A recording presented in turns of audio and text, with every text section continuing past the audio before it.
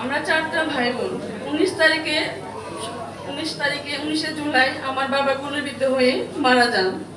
ঢাকা বিশ্ববিদ্যালয়ে নেওয়ার পর আমার বাবা মারা যান।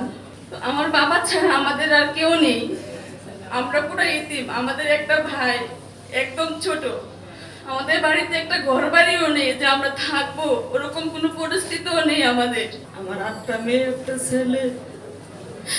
আমার দুনিয়াতে আর কেউ নেই। আমার ছেলে হাসিনা নামনে 3টা বাজে, 3:30 বাজে মারা যায় গুলি খায়া। বাড্ডা থানা পুলিশ গুলি করে।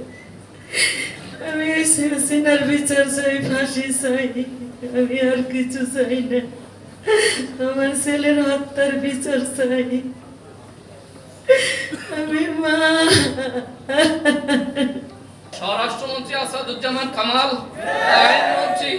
আইনমন্ত্রী আনিসুল হক সহ তার 5-8টা গোলাম যারা ছিল, সকলের ফাঁসি চাই। আমাদের বাচ্চারা কেন গুলির আঘাতে ইন্তেকাল করল? এই অনুভূতি কখনো ভাষায় প্রকাশ করার মতো না। যার গেছে তার বলি যায়, সেটাই পাচ্ছে যে কতটুকু আঘাত পাচ্ছে। আমার এই ফরিদলই আমার ভরসা আছিল, ওই আমার সংসারের হাল ধরছে।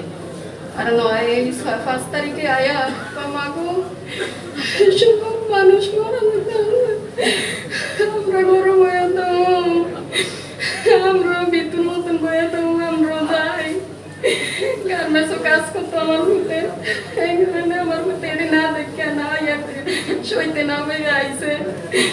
আমি কি বাবা, আমরা গরিব মানুষ, যাই কি করবো?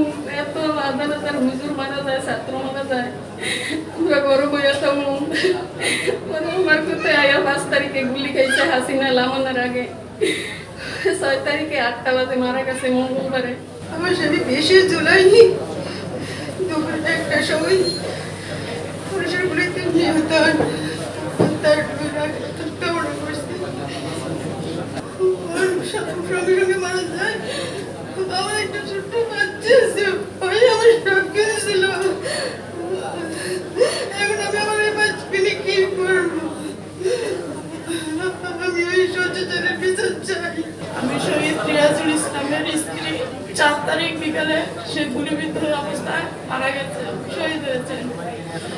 কিন্তু আমি শেখ হাসিনার বিচার চাই, আর তার ফাঁসি চাই। আমার স্বামীকে সে খুন করেছে, হত্যা করেছে, আমি তাদের কাছে বিচার চাই।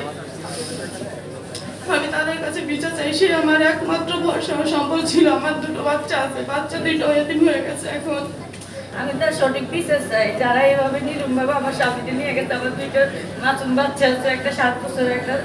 গত 18 জুলাই বৈষম্য বিরোধী ছাত্র আন্দোলনে আমার একমাত্র ছেলে মোহাম্মদ ফারহানুল ইসলাম ভূঁইয়া, ফারহান ফায়াজ, সে ঢাকা রেসিডেন্সিয়াল কলেজে একাদশ শ্রেণীতে অধ্যয়নরত ছিল।